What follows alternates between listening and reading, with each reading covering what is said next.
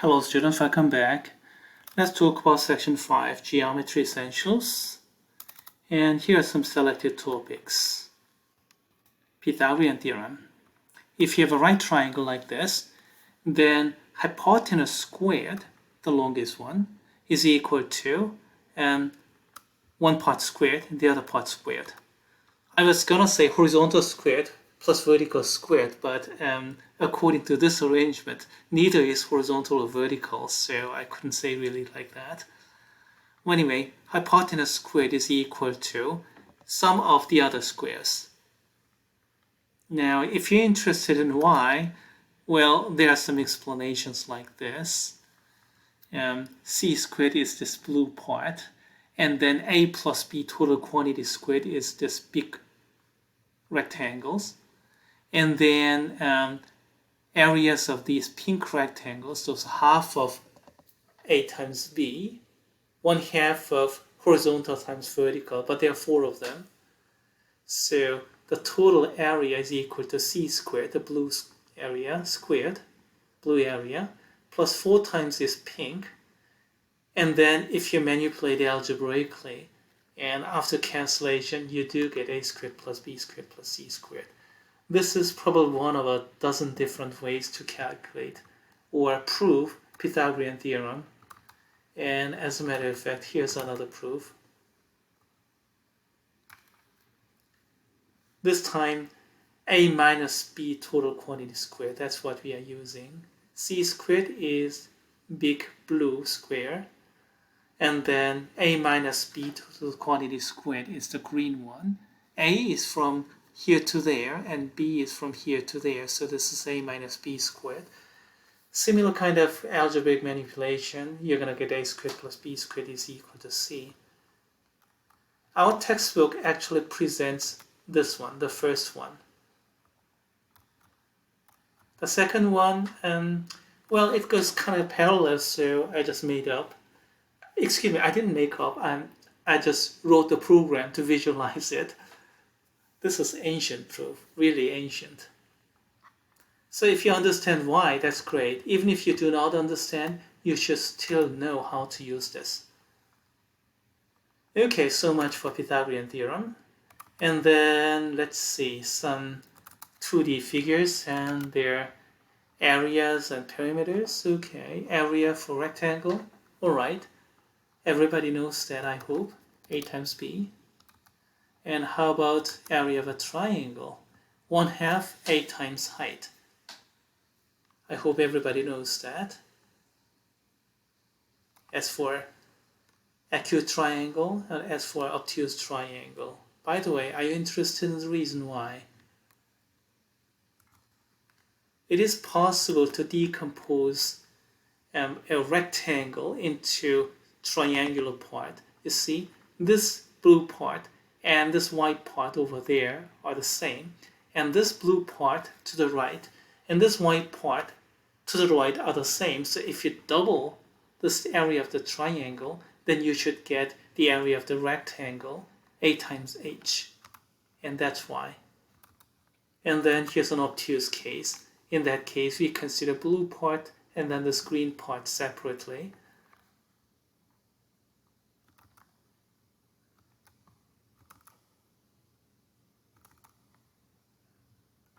Next, how about parallelogram? What's the area of the parallelogram? A, base length times height, A times H. Not 1/2, just A times H.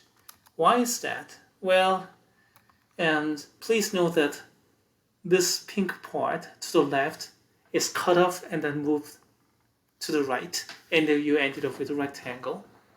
So cut off and moved up. So I didn't change the area. This area of the parallelogram and the area of the rectangle are the same.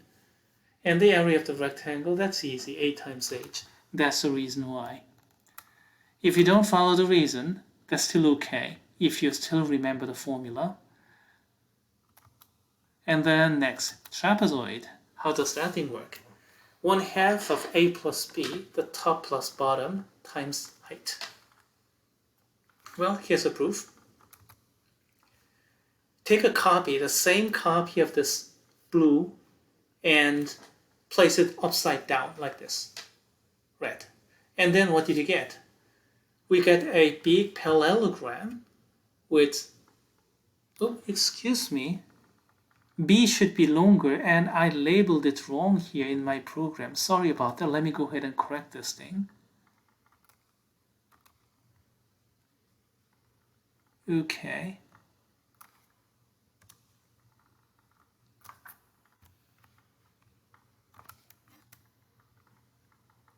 Okay, sorry about that. I just corrected it. Now the picture is correct. This A, B, B. So the bottom is A plus B, and the top is also A plus B. And then the area of this big parallelogram is 1/2 of A plus B, base times height. But then again, what did it begin with? This is half of that parallelogram, so we need 1/2 there. That's the reasoning. Now, if you forgot about the reasoning, it's still okay as long as you remember the formula. Circle, okay. Circle. Area is pi r squared. And pi is a irrational number, 3.14 something. And circumference is 2 pi r, pi times the diameter. And here I do not bother giving you any reasoning here. And if you're interested, well, stay with me till trigonometry, and in trig class I'll talk a lot about circles there. And I may even give you some movies about those too as well. Not a long movie, I'm talking about some 5 to 10 minutes math video. Anyway, so much for 2D figures, and let's go over some 3D figures. Box. How do you get volume? AB, which is the base area, C times height, that's about it, ABC. And surface area, that's a little bit more interesting. You're going to need a net. So if you pick a piece of paper and then cut off like this and fold over, then you're going to get this box figure. And from there, you can get all the area. Top area, bottom area, this blue, and then presumably the one down there. You see down there as well. And then we have two sides, and then the other two sides. That's where we get this formula. Next, circular cylinder. How does that work? Okay, circular cylinder, we have base area pi r squared times height. So that's going to be volume, no problem there. Surface area is a little bit more interesting. You're going to have a net, and this is it. You have the top, bottom, and then this rectangle wraps around the side. And one big question, wraps around, so this is height, vertical is height. Now what's the horizontal? The horizontal has to wrap around the circle on top and bottom, so that's the circumference. So rectangle here has circumference of the circle, 2 pi r times height, and that's where this is coming into play. The side area. And then pi r squared, that's top, another pi r squared, that's bottom, so we need 2 of pi r squared. That's the reasoning. If you follow, great. If you don't, you can still remember the formula, and that's about it. Circular cone. Every cone has 1/3 base area times height. Do you remember triangle? Triangle has area of A is equal to, equals to 1/2, and then base length times height. Do you guys remember this formula here? Triangle is 2D figure, so we need base times height divided by 2. Okay? Now, cone is a 3D figure, so we need base times height divided by 3. If you have 4-dimensional cone, it's going to be similar. Base volume times height divided by 4 It's just that we cannot draw that. Theoretically, we can still consider those kind of things.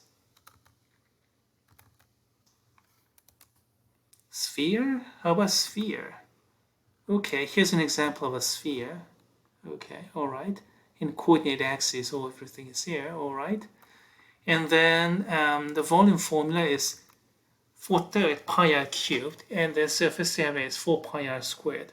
The derivation is extremely difficult, but these are historically very, very important. As a matter of fact, if I remember correctly, Archimedes discovered these, and that he was so proud of these that he wanted to have this as his epitaph on his grave, and it did not take place, as a matter of fact, because Archimedes was murdered by Roman soldiers during the Second Punic War. Anyway, so much for the history.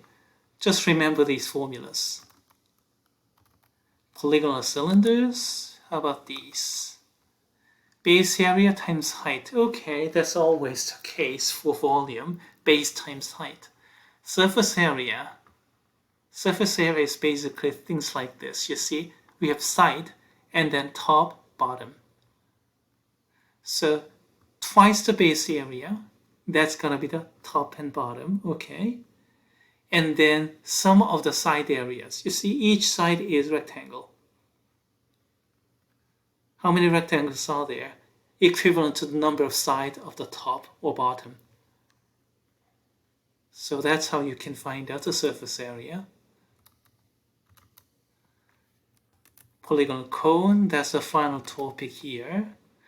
We have bottom area, okay. Excuse me, let's go to the volume first. Volume is always base times height divided by 3. This is 3D figure. Base times height over 3. In triangle, that was 2D, so base times height divided by 2. And then 4D, 5D, you can consider similar kind of volume formula. But in 3D, it's base times height over 3. Now, surface area, that's really interesting. In base area, we have one base area, and we have to add up the sum of the side, and each side is a triangle. And in this particular case, there are 5 sides because, bottom is a regular pentagon. Anyway, that's how you get all those volumes and surface areas for 3D figures. Among these, those related to circles are important, and then we are going to come back and discuss those very much. And then all those 2Ds are important. Trapezoid, parallelogram, all those are important. They come back with vengeance. Okay, so much for geometry essentials. Thank you.